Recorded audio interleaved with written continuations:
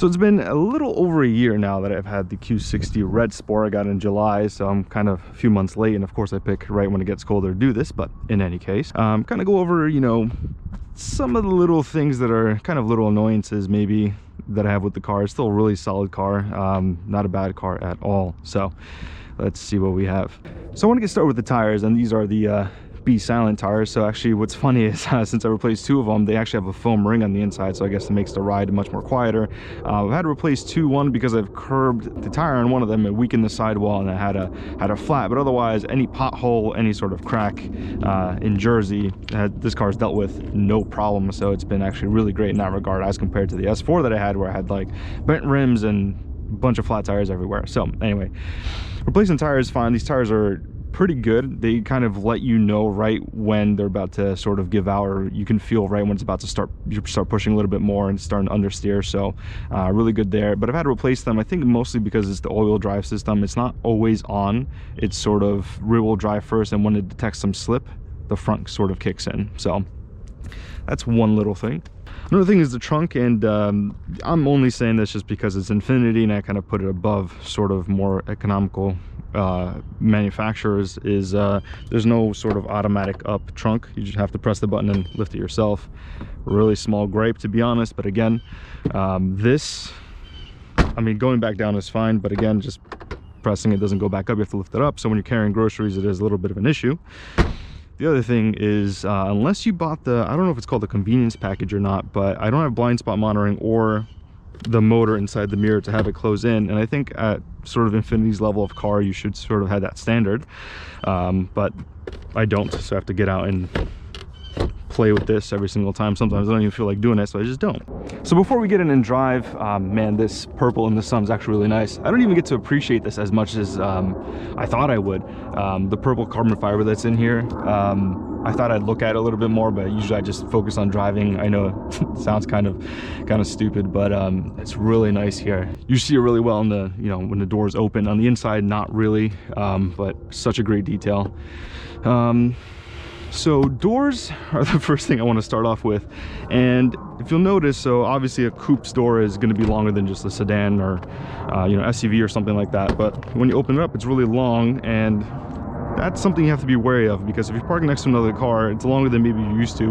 Never had a coupe before, so my first coupe, it's something I had to learn pretty early on. The other thing is there's no sort of notches, so when you open it up, you want to get out, it doesn't really stop, kind of keeps moving. Here it does, but if you're on a slight incline, so there's no, like, see, there's a notch, but otherwise you have to kind of make it to that one notch, and sometimes it's not enough to get out and you want to go further, and then if you're on a little bit of an incline, it just kind of closes back down. So my driveway is a little bit of an incline, it always closes. I can't get it to stop anywhere. If you go all the way out, it's too far out, so that's one thing. Another thing is the differences between the driver and the passenger seat controls. So the passenger has these controls right here for the lumbar. I actually need to check if that has lumbar, but has these controls, you know, move the seat forward, backwards, back, the backrest forward and backwards.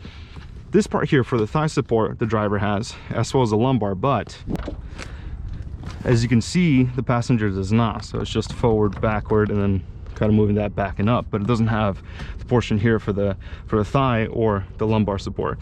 At least not thigh, I'm sorry, this is going to be the bolster support, and this would be for the thigh, so that's not there. Another thing is a lot of car manufacturers are doing this now, and I really wish they wouldn't.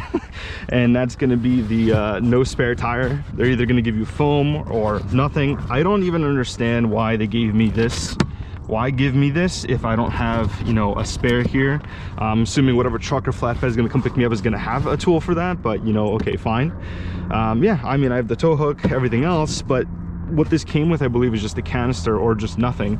You do have a sort of a depression there, so you could technically put in a spare, and I've seen some people, you know, kind of retrofit this and put a spare in, but it's not really Infiniti specific, but I just really wish we had a spare in here so that we could kind of put it back on and you know, take your flat up, put it on, and then continue on your way, instead of having to wait for a truck to come by and sort of ruins your, you know, it's a whole day ordeal rather than just kind of continuing where you need to go.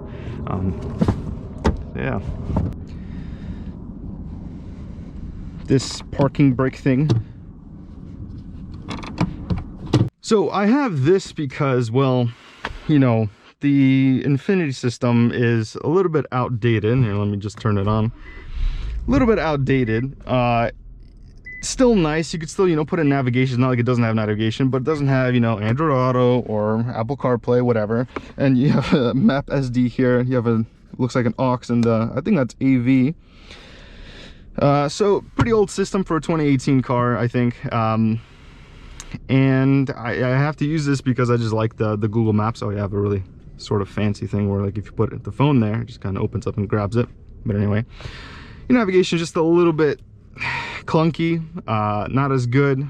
I understand in-car navigations are probably not going to be as good, but with Android Auto and the Apple CarPlay, you at least can have your phone as a navigation. You can't really do that here, so that's why I have this. I just put that there. One other thing is, so you have your garage link here, but this is also where you can turn on and off the mirror dimmer. So when there's someone with bright lights behind you, this in the rear view mirror and the side mirrors, they sort of tint, so that way you don't get the glare from the lights. It's a hit or miss. Sometimes I'm driving on the daylight and I get it, and you know, that makes sense. Fine, you get glare from the daylight. But other times I'm driving at nighttime and I get blinded by everybody, and it doesn't come on. So it's really weird. When it works, it's great. When it doesn't, I don't know why. It just seems to kind of have a mind of its own sometimes, but whatever. It also doesn't help that, again, I don't have that convenience whatever package, so no blind spot. Not that I need it. So far everything's been great, but again, at this caliber of car, you'd think you would expect that to be standard. The seat belt, I mentioned when I first got this car, the seat belt was kind of bothering me. It was hitting me here in the neck as I kind of put it on, but for whatever reason, I don't know if it kind of self-adjusted or I got used to it, but it doesn't seem to bother me anymore. So if you guys are thinking about a Q60, that just seems to kind of go away on its own. And don't mind the low tire pressure. It is getting colder here in Jersey, so these are all fine. It's all going to be like above 31 or something, so that's okay. What we're going to do is going to drive, and the one gripe, and I don't know if I'm going to be able to replicate it because it's intermittent every so often, is going to be the paddles here. And if you're driving this car in automatic, then you're probably never going to ever run into this issue. Actually, never, because you're not using the paddles. I don't have it with the gear stick, or the gear selector here, sorry.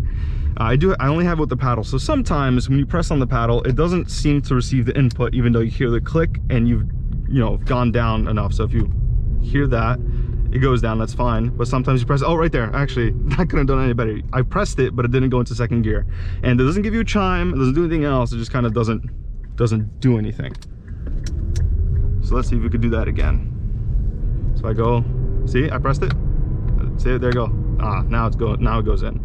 So I don't know if it's just, I have no idea. For whatever reason, sometimes it doesn't want to work. So I give it some gas and I go, okay, third it works, fourth fine. So it's not always, it's just, I don't know, 10% of the time sometimes. When you're going to full throttle or half throttle, it seems to be fine. But otherwise, it just doesn't want to do it. I have no idea why. And cops. Oh, more cops. Anyway, so sometimes you have gear shifts. Downshifts, I don't think I've had the problem with the downshifts before. It's mostly the upshifts. For whatever reason, just doesn't seem to want to accept the input. I have no idea why. The other thing is, when you're driving in manual mode, let's say you come to a stop here and you go to first gear. So I'm going to be in first. I'm going to wait for this guy to... All right, he's gonna go. I use the gear stick or gear selector, sorry, when I'm turning, because it just revs up so high in first gear that you're already at 4,000. And by the time you actually straighten out and you want to press the paddle, it's too high. So if you see me reaching down here, that's what I'm doing. The other thing is sometimes if you're going somewhat slow, so let me turn down here so I can do this. So let's say I'm in third gear, and these potholes, man, I swear. So let's say I'm in third gear as I'm trying to slow down for exit on ramp or something. And I see you go to 1500, I try to hit the second gear. Okay, that one, it worked. Let's see if I can get it to do the thing. And let's say it goes down to 1,000, and I try to go to a second. All right, that one works. Sometimes what happens, and I can't get it to happen right now, is when you're driving and you want to go down to gear, it already goes down in gear. But instead of the system knowing that you in a split second are also pressing the downshift to go to another gear, it'll sort of freeze for a second and then downshift 2 gears instead of realizing that, well, you guys want to do the same result, which is go down 1 gear. It's really weird. It happens every so often, but again, it's fine. It's just one of those annoying things. That coupled with the upshift mishap, I know it sounds much worse than it is, and it's just, again, 10% of the time, but it does happen. So it's because it's a torque converter. If it was a dual clutch, probably wouldn't be having those issues. I was trying to show you guys that all-wheel drive system and where it catches in the front, but I think in the dry it's not going to happen. In the rain, I mean, you get this thing to play all the time. It's actually really awesome. I think just having a little bit of drama, or having something that's dramatic, just a little bit dramatic, makes it so much better. And so that's actually a positive. So, you know, that goes in the positive video.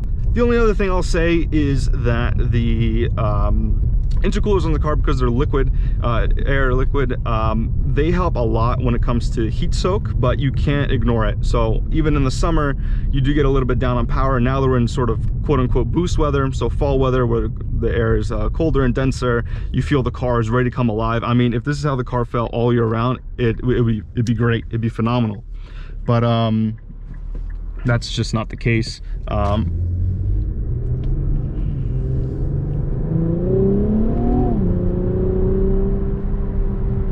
Should have waited a little bit longer. But that's the thing, when it's colder, you could feel that there's that little bit more aggressiveness, a little bit more wants to go, wants to lurch, and wants to do stuff. So regardless if you're in normal or standard, should I say, or Sport Plus, it's just ready to go. It's really awesome. But in the summer, when it's hot out, there's still a little bit of heat soak, but this is probably the best car I've driven so far where the heat soak isn't as prominent.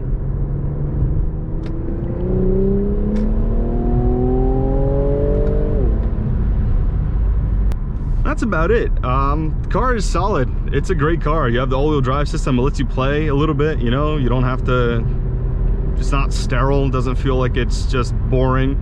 The boost is nice. The boost is nice from the car. You have enough torque. Oh, is that an Urus? It is an Urus. You have enough torque, like even in 5th gear, if you want to pass this guy, you just give it 1/4% throttle, you start moving already. You know, it's just ready to go. And I know you have 400 horsepower. I think it's 350 torque. So you have enough for daily driver. It's phenomenal. It's a solid car. It's just those little things that I mentioned that are kind of a little bit out of whack, but it's something you kind of deal with. Every car has its own little gremlins, but this one is definitely more, I would say, transmission related. I think if this was a dual clutch, Infiniti would have a hit with this car. But I think they discontinued the Q60, so all right, let's let this guy go. Yeah, let's go. Come on, do something. Do something, please. Please move forward. Thank you. It's a V12. Oh, it's S600. Look at that. Is that the one with the Pagani exhaust? That kind of concludes the video, guys. I think I'm just gonna do one other pull here, and maybe, oh, I could probably go around the turns. So the video is not over. Let's do a 2nd gear.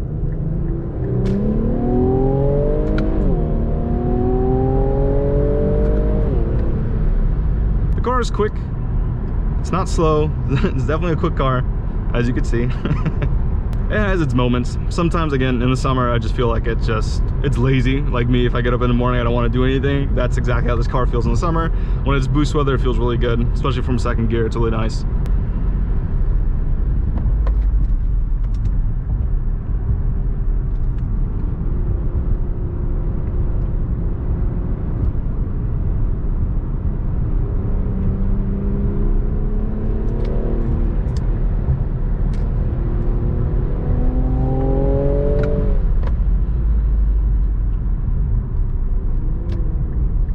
So you can really feel when you're pushing it that the tires are about to go a little bit too far and it's going to understeer on you. So they provide a lot of feedback through the steering wheel, and you could really get a good sense of what's happening. So yeah, guys, that concludes the video. A lot of little small things that kind of happen with the car. Most of it's transmission related, so I guess that's more of a bigger issue, but not that great, you know. Again, 10% of the time, I would say. Like this entire drive we did, you know, I forced the car to do something in order to kind of show it up on the camera, but otherwise when I'm driving, it hasn't happened. So take that for what you will. All right, guys, thanks for watching, and we'll see you on the next one.